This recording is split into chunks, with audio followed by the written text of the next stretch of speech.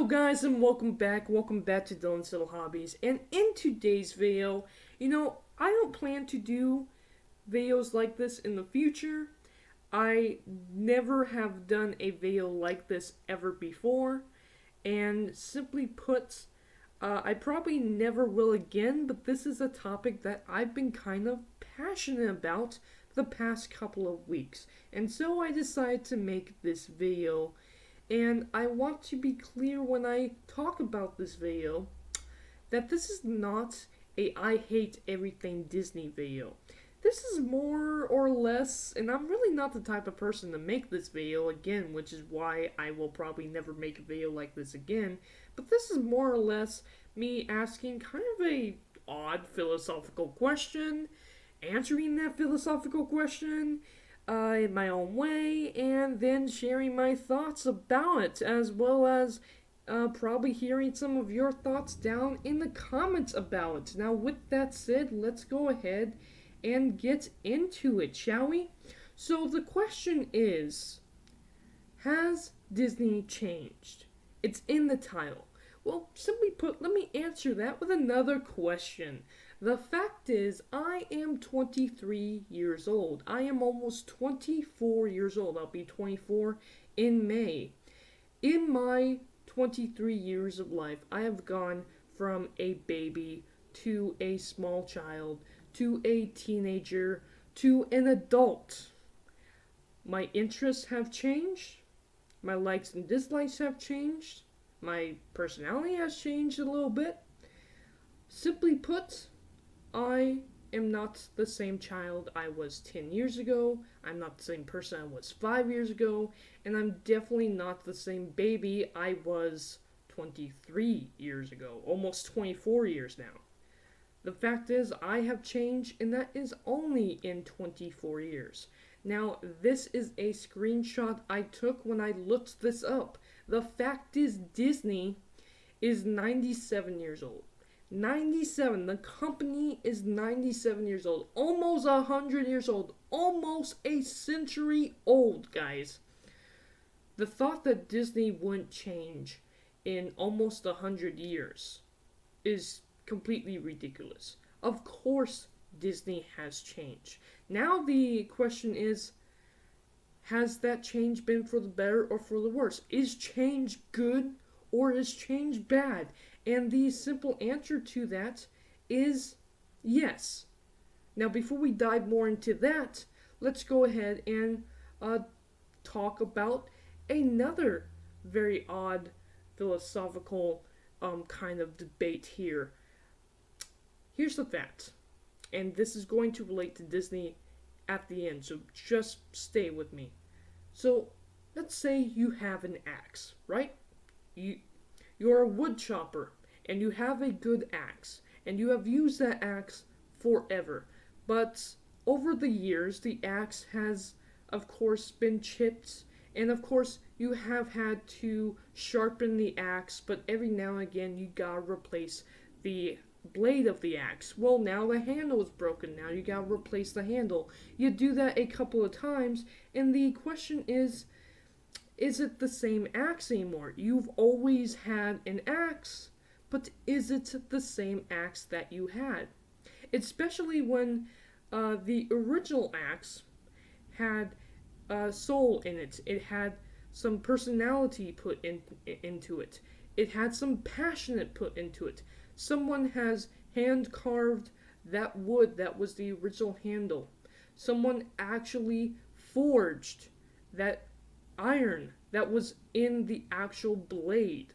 Okay?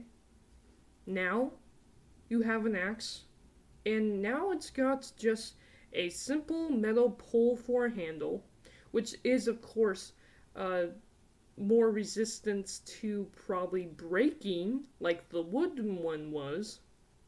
You also have a bigger, sharper blade that is probably better at chopping wood. These are all good, important things. But here's the thing, they were kind of just made out of a robot instead of a person, right? So the in the work that went into that axe is gone. And simply put, it's heavier. And now it's good that it's changed because it's better at chopping wood. But now it's heavier. It's a struggle to use that axe. In this scenario, of course, to me, I would say, yeah, the axe is totally different. You're not using the same axe. That's a whole philosophical debate there. And of course, in this scenario, the axe is, of course, Disney, and I'm struggling with its content. I remember when I was little, my grandma actually had on VHS almost every single Disney movie out there. And I used to watch tons and tons of Disney. Now, of course, there were some I preferred over others, but the majority of it, I could see the magic behind it. And while I was very young and probably couldn't understand at the time, I could honestly see the passion that went into the projects even at a young age, even though I didn't know what the word passion meant. And now as an adult, I can clearly see the magic and the passion and the creativity that went into some of these older Disney films. And then of course you have Pixar. Pixar also had great magic and great passion behind all of their projects. And it's really funny because the technology that the company uses was actually made by George Lucas, a guy who actually made Star Wars. And Star Wars, I remember, of course, being a very creative and really great movie. I love the Star Wars franchise, right? And it's just really funny that Disney now owns Star Wars. I remember Disney having such creativity and magic behind their storytelling, behind their movies. And I remember every single movie having a quote-unquote message, a quote-unquote lesson. But the way we actually learned that message was through, of course, the movie itself, the story. And indeed, even with Star Wars, it's mostly because of Star Wars that one of my favorite things about movies, about stories, about books, it's the stories. The story is the most important part. The characters within the story is, of course, important as well. Likeable characters, great storytelling, and great creativity are some of the most important things when I look into a film, whenever I kind of judge for myself whether or not a movie or a show or book is actually good. That is just the way I have always done it. And you know, these stories, they inspire people. They inspired me when I was really little. I used to write these little stories and make my own characters who I, of course, thought was really cool. But, of course, because I had no message to give, I would never call my storytelling masterpieces or anything like that. Not like the masterpieces that come out of Disney. But the thing is, the reason why it inspires people is because we learn the messages from those movies. You know, it inspires people to create art. And we're kind of starving for creativity because no one is really doing that anymore. Instead, they're just telling us the message and not showing us. And we're not really learning that from the movies. You would experience the main character stories, you would experience their stories through the character's eyes, and thus learn the message from that. You would learn the message from experiencing the movie, experiencing the main character's story. That used to be the way all movies were made. Disney has sharpened their axe. They have gained the technological advances of the axe.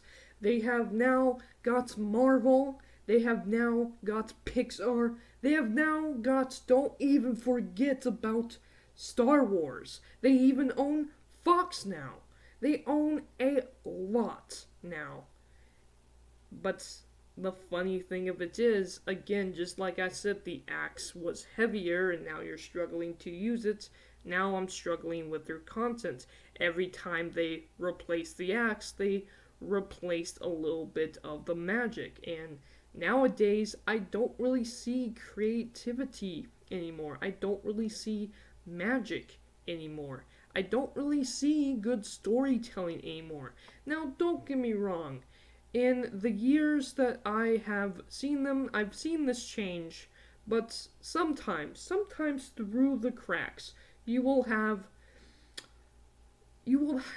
that magic. You will have that creativity. You will have that message where it's the story telling it, not the characters themselves, not the studios themselves. Sometimes you will have that, but a lot of the times, they've lost that entirely. Nowadays, I just see rehashes of the same story, remakes of the same story, and instead of letting the story be the message, they tend to just flat out spit out a message, expect you to learn it, and then walk away satisfied from it. They don't really give you a chance to enjoy the movie at all. They might as well not even make the movie and stick on a big sign, "This is our message," and then that just be the 2-hour movie. You just stare at that for 2 hours. That's basically what they have been doing. And it's okay to make remakes. It's okay to take a story and perhaps change it out a bit. Maybe add some new creativity to the story. Add some new magic to the story. I mean, for a good example of this, look at Dumbo's remake. I actually really like the Dumbo remake. It captures everything that the original Dumbo had, but at the same time, it's definitely changed and added a lot, but I can still relate to the overall story and I can still relate to the overall characters. I love the Dumbo remake.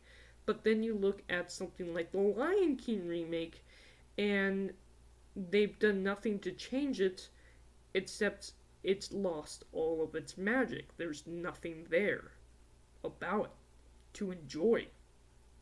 That's it. I mean, it's the same thing with Star Wars nowadays, really. The only one that really hasn't lost any of its magic would actually be Marvel, hilariously. But will that change? Let's hope it doesn't, but that could be the case. So, those are my thoughts about Disney these days. The question is, has Disney changed? The answer is, of course, Disney has changed. It's had to have changed in the past 100 years. If you don't change to the times, you just become stale, old, and lose all your merits. Disney has always changed to meet the needs of its customers. Except now we've gotten to a point where the customer's thoughts don't even matter anymore. The customer's always right? Not so much anymore. Those are just my thoughts about what Disney has been doing. Has Disney changed for the good? Has Disney changed for the bad? The answer, of course, is yes. I have seen a lot that I think have changed for the good, but there's a lot more that I think have changed for the bad, and I'm kind of struggling with that. But you know what? That's kind of life, isn't it? Let me know down in the comments below about your thoughts on Disney changing. and if it's been for the better or has it been for the worse. Thank you guys for watching, and I am out for now. Bye.